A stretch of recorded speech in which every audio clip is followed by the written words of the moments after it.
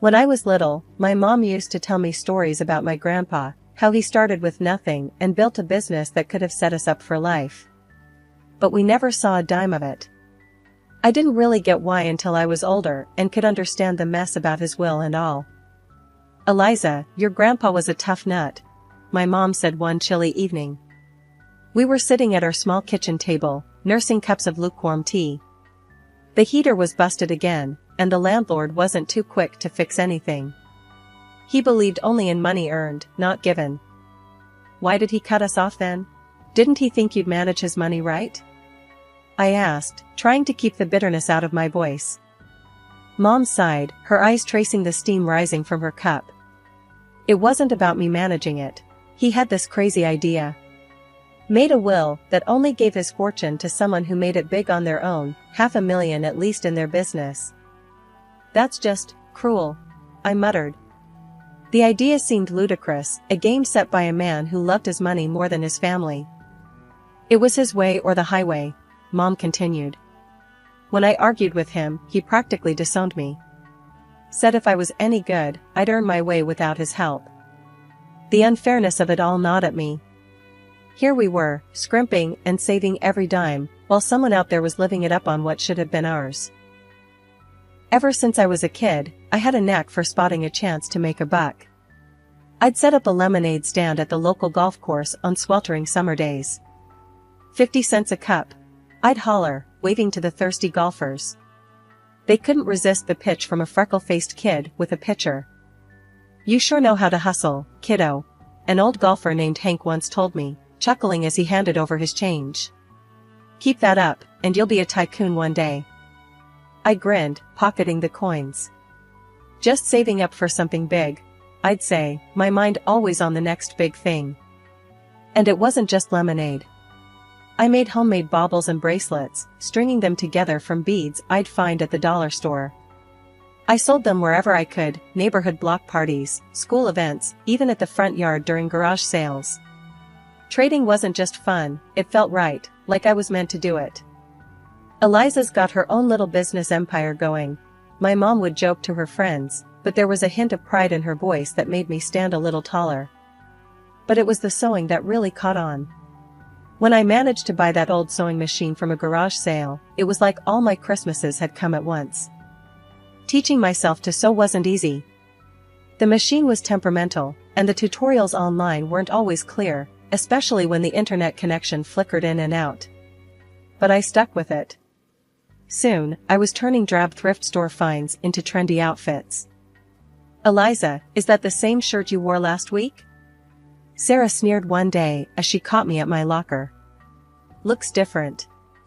"Yep, gave it a little makeover," I said casually, slamming my locker shut. "You should try it sometime, might improve your attitude." She scoffed and strutted away, but a couple of other girls lingered. "That was really cool what you did with your shirt. Could you do mine?" one of them asked, a shy smile playing on her lips. "Sure thing. Bring it tomorrow," I replied, my heart swelling with pride. Word got around, and soon I was taking custom orders. It wasn't just pocket money anymore, it was real business. People paid good money for uniqueness, and I was all too happy to provide. One sunny afternoon, I dragged my latest creations to the local street fair. I set up a rickety table, laid out my garments, and waited, heart thumping with the thrill of it all. "You think people will buy these?" Mike, my friend, asked, eyeing the passers-by skeptically. "They'd be crazy not to," I shot back, confidence bubbling. And buy they did. My table was swarmed. I barely had time to collect the money and hand over the clothes.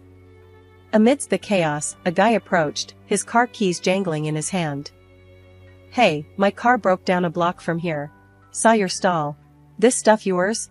he asked, nodding towards my makeshift display. "Yeah, all made by me. You need something to pass the time while waiting for a tow?" I joked, handing him a shirt. He laughed, a genuine, head-thrown-back kind of laugh. "Actually, I was wondering if you do men's stuff too."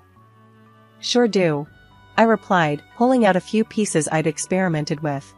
He looked them over, then looked at me with a spark of interest. "You've got talent." Ever think of making this a real business? Every day, I said, not missing a beat. His smile widened. I'm Jack, by the way. Eliza, I said, shaking his hand, feeling the weight of the moment. This wasn't just another sale. This felt like a doorway, swinging wide open. As the day wound down, I counted the cash, a sense of accomplishment washing over me. This was it. I was making it happen, one stitch at a time. Told you they'd love your stuff, Mike said as he helped me pack up. Yes, you were right, I admitted, unable to keep the grin off my face. Looks like I might just make that $500,000 mark after all. After Jack and I met at the fair, things kicked off faster than I expected. He wasn't like the guys I knew, he came from money, but he had a way of making you forget about that when you were with him. He had this laid-back vibe, always laughing, always making plans. We started seeing each other more, and it wasn't long before we were seriously dating. One day he said, Eliza, I think it's time you met my parents. The thought alone made my stomach churn. I knew his folks came from old money, the kind that looked down on people like me. Are you sure? I asked, my voice tense. I don't think they'll like me much. Jack laughed it off. They'll love you. Don't worry so much. The drive over to Jack's parents' house felt like the longest ride of my life. Jack kept talking about mundane stuff, probably trying to ease the tension, but my stomach was in knots. We turned into a long driveway, and there it was, a massive house that looked more like a museum than a home. We walked up to the grand entrance, and the door swung open before we could even knock. There stood Jack's mom, Mrs. Thompson, dressed impeccably in a way that made me feel underdressed instantly, despite my careful choice of outfit. Jack, darling, she exclaimed, pulling him into a hug, then turned to me with a polite smile that didn't reach her eyes. And you must be Eliza. We've heard so much about you. Her words sounded warm, but her tone was anything but. I forced a smile. Thank you for having me, Mrs. Thompson. Jack led me inside, and that's when Mr. Thompson appeared. He was a tall, stern-looking man with a firm handshake that felt more like a test than a greeting. Eliza, a pleasure, he said, his voice deep and unemotional. We moved into the living room, which was as grand and cold as the rest of the house. Everything felt stiff and formal. We made small talk, or at least, they did. I mostly nodded and smiled, feeling out of my depth.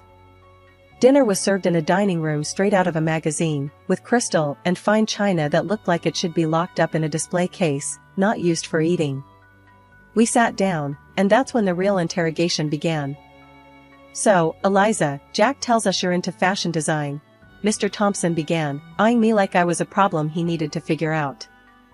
Yes, I run a small business. I design and sell clothing, I responded, trying to keep my voice steady. Self-made then. How entrepreneurial, he commented dryly. His tone suggested it was less of a compliment and more a checkmark on a list of curiosities. Mrs. Thompson chimed in with a smile that felt more like a wince. And your family, dear, what do they do? Well, it's just me and my mom. She's a nurse, I said, feeling the weight of each word. Oh, I see. Mrs. Thompson replied, exchanging a glance with her husband that I couldn't quite read. The conversation stumbled along until coffee was served, and then Mrs. Thompson's polite mask slipped. Eliza, I must be honest. We have certain hopes for Jack, and his partner's background is important to us. It's essential for maintaining the family's reputation and legacy. Finally, she put her fork down and said flatly, well, it's clear you've done quite a bit, despite your background. But I don't think you're suitable for our son, I'm afraid. Her words hit like a slap. I sat there, stunned, as she got up from the table. I won't waste more time here, she declared and left the room without another word. Jack was quick to comfort me, his face flushed with embarrassment. Eliza, please, don't take it to heart. She said in her ways. It was tough to swallow. The evening had turned into a stark display of where I stood with his family. Despite Jack's reassurances, the shadow of that dinner lingered, casting a long, cold shadow over what should have been a happy milestone. The engagement happened despite the frosty atmosphere at dinner that night at Jack's parents' house. His folks made it clear they weren't thrilled, but Jack went ahead with the proposal. We were officially engaged, and while I was over the moon about us, the chill from his parents was something I couldn't shake off. A few weeks after our engagement, I got a call from Mrs. Thompson, Jack's mom. Her voice was formal. "I see. Eliza, I'd like you to come over. We need to discuss something important." When I arrived, both of Jack's parents were waiting. The house felt colder than ever, like all the warmth had been sucked out of it. Mrs. Thompson didn't waste any time. "Eliza, we've looked into your background thoroughly," she began, her tone sharp and unwelcoming. Mr. Thompson nodded, his face stern. "It's clear you come from a very different world than ours." His wife continued. "And frankly, we feel you're hunting for wealth, climbing through our son. But we won't allow our family fortune to be jeopardized." The words stung, but before I could react, Mrs. Thompson slid a stack of papers across the table towards me. "Since I can't convince Jack to rethink this marriage, you'll need to sign these," she said flatly. I picked up the papers. They were a prenuptial agreement.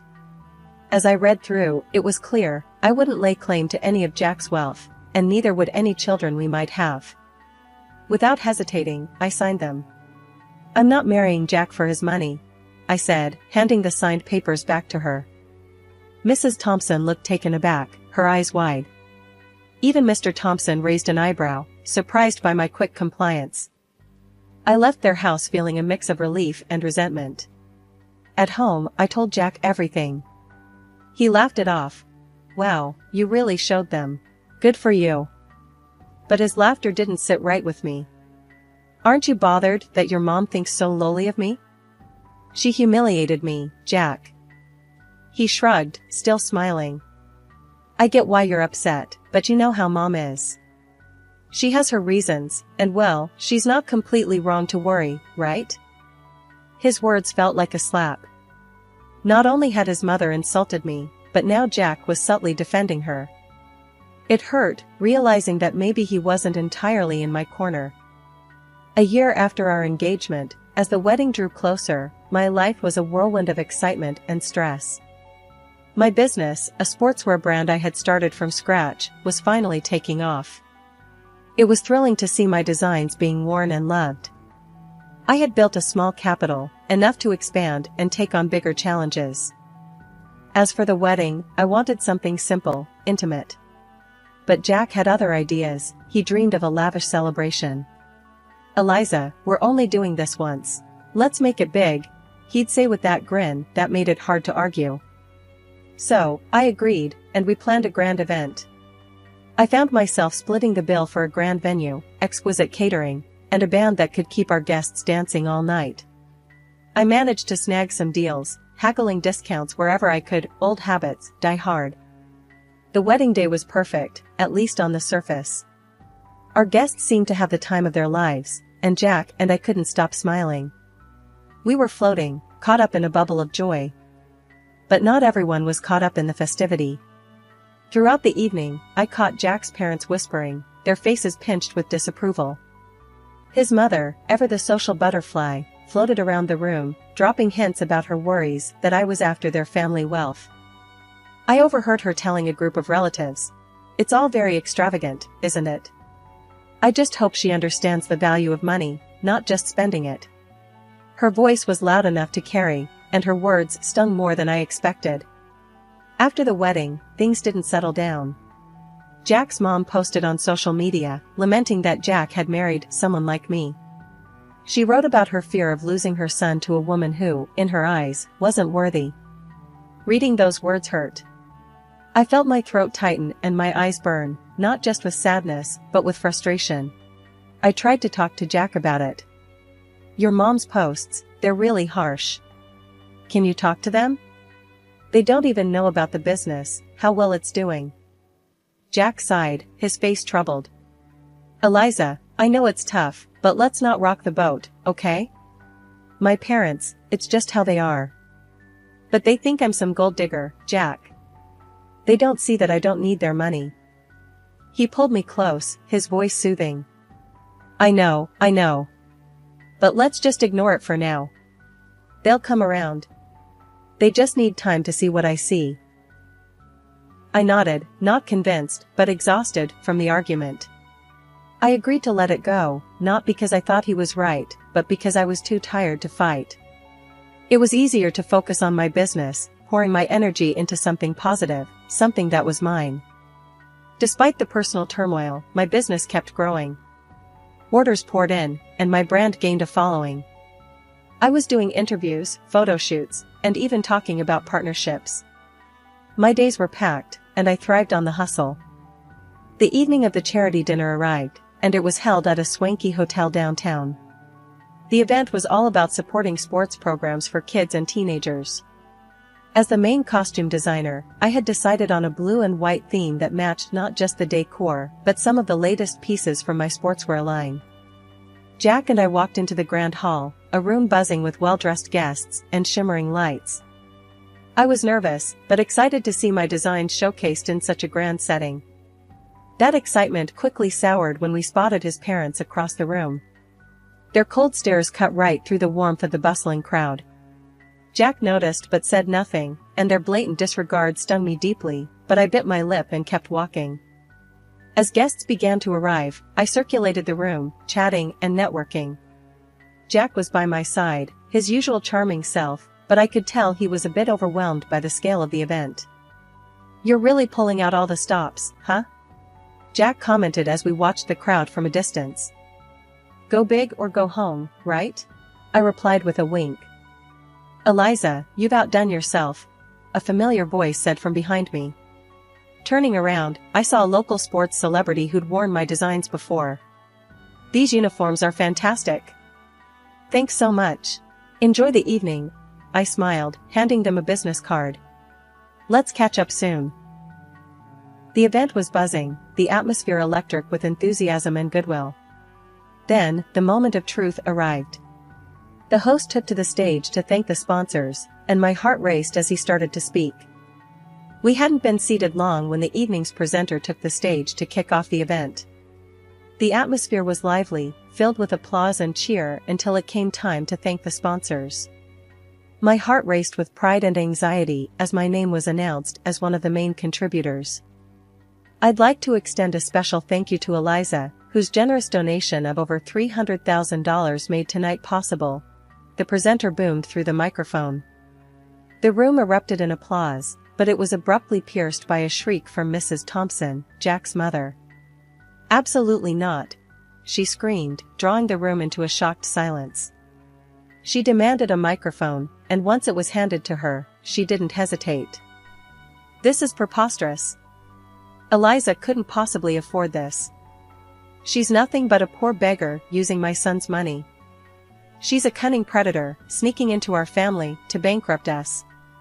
Her words echoed through the hall, venomous and loud. The presenter, taken aback but composed, quickly tried to correct the situation. "Mrs. Thompson, I assure you, you are mistaken. Eliza's company is extremely successful and fully capable of such generosity. I know this firsthand." The crowd murmured, the tension palpable. Then, in an unexpected move, the presenter passed the microphone to Jack, hoping for him to clear the air. Jack's face was a mix of embarrassment and conflict. He glanced at his parents, then at me, his voice barely a whisper as he spoke into the mic. "I have nothing to say," and with that, he walked over to his parents, leaving me standing alone amidst a sea of whispers. The weight of the moment settled heavy on my shoulders. I felt exposed and humiliated, not just by the accusations, but by Jack's refusal to defend me, to affirm the truth about my success. The pride I had felt in my contribution was tarnished, overshadowed by the drama unfolding around me. Stepping into the spotlight, I approached the microphone, my heart pounding, but my resolve clear. "Good evening, everyone. Thank you for being here tonight," I started, my voice steady, despite the tumult of emotions. "Tonight, I'd like to share something very personal about my journey." The room fell silent, all attention on me. I started as a street entrepreneur, not just to make ends meet, but driven by a dream. That dream led to the creation of a sportswear brand that many of you know now.